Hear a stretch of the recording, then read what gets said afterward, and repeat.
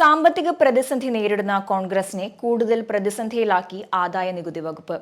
1700 കോടിയുടെ പുതിയ നോട്ടീസ് ആദായ നികുതി വകുപ്പ് പാർട്ടിക്ക് കൈമാറി. 2017-18 മുതൽ 2020-21 വരെയുള്ള സാമ്പത്തിക വർഷങ്ങളിലെ പിഴയും പലിശയും അടങ്ങുന്നതാണ് തുക. നികുതി പുനർനിർണയം നിർത്തിവെക്കണമെന്ന് ആവശ്യപ്പെട്ടുകൊണ്ട് ഡൽഹി ഹൈക്കോടതിയിൽ കോൺഗ്രസ് നൽകിയ ഹർജി ഡിവിഷൻ ബെഞ്ച് തള്ളിയിരുന്നു. 2017-18 മുതൽ 2020-21 നികുതി പുനർനിർണയിക്കാനുള്ള ആദായ നികുതി വകുപ്പിന്റെ നടപടി ചോദ്യം ചെയ്ത് കോൺഗ്രസ് നൽകിയ ഹർജി ഡൽഹി ഹൈക്കോടതി വ്യാഴാഴ്ചയാണ് തള്ളിയത്. 520 കോടിയിലധികം രൂപയുടെ നികുതി കോൺഗ്രസ് അടയ്ക്കാനുണ്ടെന്ന് ആദായ നികുതി വകുപ്പ് കോടതിയെ അറിയിച്ചിരുന്നു. ഹർജി തള്ളിയതോടെ കോൺഗ്രസിന്റെ അക്കൗണ്ടുകൾ പ്രവർത്തനക്ഷമമാക്കാൻ സാധിക്കുന്നതല്ല. കഴിഞ്ഞ 3 സാമ്പത്തിക വർഷങ്ങളിലെ പുനർനിർണയത്തിനുള്ള കാലാവധി ഈ സാമ്പത്തിക വർഷം അവസാനിക്കുന്ന ഞായറാഴ്ച കഴിയും. അതിനു മുൻപ് പുനർനിർണയം നടത്തി പിഴയും പലിശയും അടക്കം മറ്റൊരു നോട്ടീസ് കൂടി കോൺഗ്രസിന് നൽകാനാണ് സാധ്യത. അതേസമയം അനുബന്ധ രേഖകൾ ഒന്നും വെക്കാതെയാണ് നോട്ടീസ് കൈമാറിയിരിക്കുന്നതെന്ന് കോൺഗ്രസ് ആരോപിക്കുന്നു. നീക്കം ജനാധിപത്യ വിരുദ്ധമാണെന്നും പാർട്ടി ചൂണ്ടിക്കാട്ടി.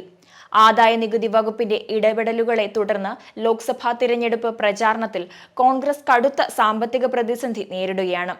ഇതിനിടയിലാണ് പാർട്ടിക്ക് ആഘാതമായി വലിയ തുകകളുടെ പുതിയ നോട്ടീസുകൾ ആദായ നികുതി വകുപ്പ് കൈമാറുന്നത്. ലോക്സഭാ തിരഞ്ഞെടുപ്പ് പ്രചാരണത്തിൽ മുൻകാലങ്ങളിൽ ഉണ്ടാകാത്ത കടുത്ത സാമ്പത്തിക പ്രതിസന്ധിയാണ് ഇപ്പോൾ കോൺഗ്രസ് നേതൃത്വത്തിന് നേരിടേണ്ടി വരുന്നത്. 4 ബാങ്കുകളിലെ 11 അക്കൗണ്ടുകൾ മരവിപ്പിച്ചതോടെ തിരഞ്ഞെടുപ്പ് പ്രചാരണത്തിന് പണമില്ലാത്ത സ്ഥിതിയിലാണ് പാർട്ടി നേതൃത്വം. ചിലവുകൾക്കായി സംസ്ഥാന ഘടകങ്ങൾക്ക് ഇതുവരെ AICC പണം നൽകിയിട്ടില്ല. ക്രൗഡ് ഫണ്ടിങ്ങിലൂടെയോ സംഭാവനകൾ സ്വീകരിച്ചോ പണം കണ്ടെത്താനാണ് PCCകളോട് നിർദ്ദേശിച്ചത്. സ്വന്തം നിലയ്ക്ക് സ്ഥാനാർത്ഥികളും പണം കണ്ടെത്താൻ ശ്രമം നടത്തണമെന്നും നിർദ്ദേശിച്ചിരുന്നു.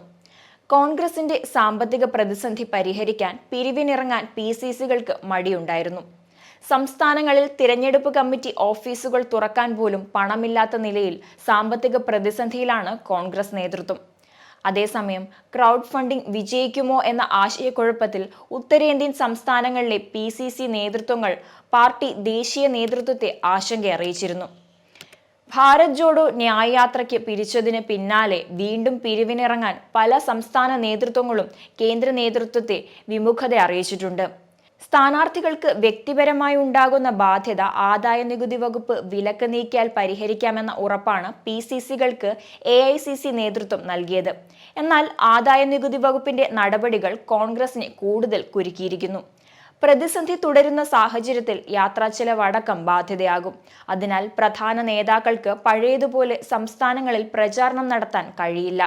നിലവിലെ പ്രതിസന്ധി മറികടക്കാൻ മറ്റു മാർഗങ്ങളൊന്നും മുന്നിലില്ലെന്നാണ് നേതാക്കൾ പറയുന്നത്. മോദി ഭരണം തുടരുമെന്ന പ്രചാരണം നിലനിൽക്കുമ്പോൾ കോൺഗ്രസിന് സംഭാവന നൽകുന്നവരുടെ എണ്ണവും കുറഞ്ഞു.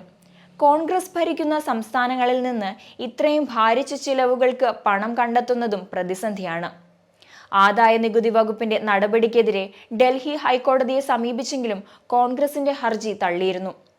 ആദായ നികുതി റിട്ടേൺ നൽകുന്നതിൽ വീഴ്ച വരുത്തി, അനുവദനീയമായതിൽ കൂടുതൽ തുക സംഭാവനയായി കൈപ്പറ്റി തുടങ്ങിയ കുറ്റങ്ങൾ ചുമത്തിയാണ് കോൺഗ്രസിന്റെ അക്കൗണ്ടുകൾ ആദായ നികുതി വകുപ്പ് മരവിപ്പിച്ചത്.